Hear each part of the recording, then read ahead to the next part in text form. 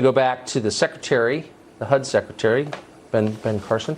Secretary Carson, I want to ask you about how you're responding to the Washington Post attacks on you this morning. So you are a physician, an eminent physician, a world-famous physician, and here you had the local newspaper lecturing you about science. I wonder if you could clarify, if someone decides to change his or her gender, does that mean that that person's gender automatically changes?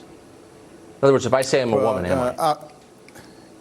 Obviously, it doesn't. You know, if I wake up tomorrow and I feel like I'm Chinese, it doesn't necessarily make me Chinese. You know, there are biological and scientific issues that have to be dealt with too. But regardless of that, you know, I've always said we are supposed to serve all the people. And, you know, somebody wants to be transgender, that's fine. And we try to serve them as well.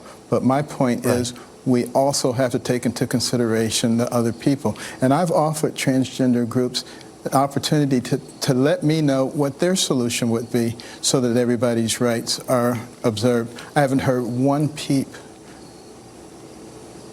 So instead, you're denounced as, quote, transphobic. What's that like, being dismissed as a bigot?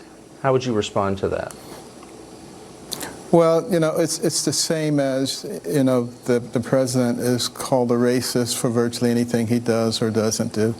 You know, they've already made up their mind that I hate transgender people, which is completely untrue.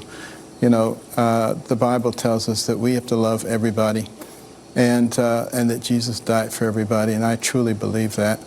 But it also tells you that if you stick to biblical principles, you will be persecuted. So I am not surprised at that either. But it doesn't mean that you shouldn't always continue to try to do what is right. Let the chips fall where they may.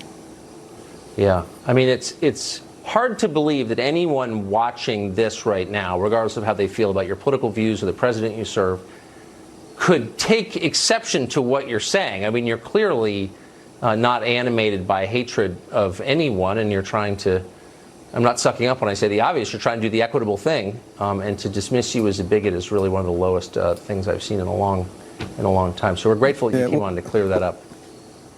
Well, hopefully we can learn from this, at least some people can, and recognize that, you know, unless we stop making everything into a political battle and trying to demonize each other, we're never going to get any problem solved.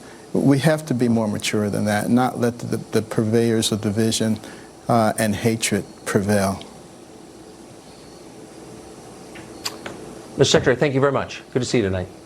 Always a pleasure. Thank you.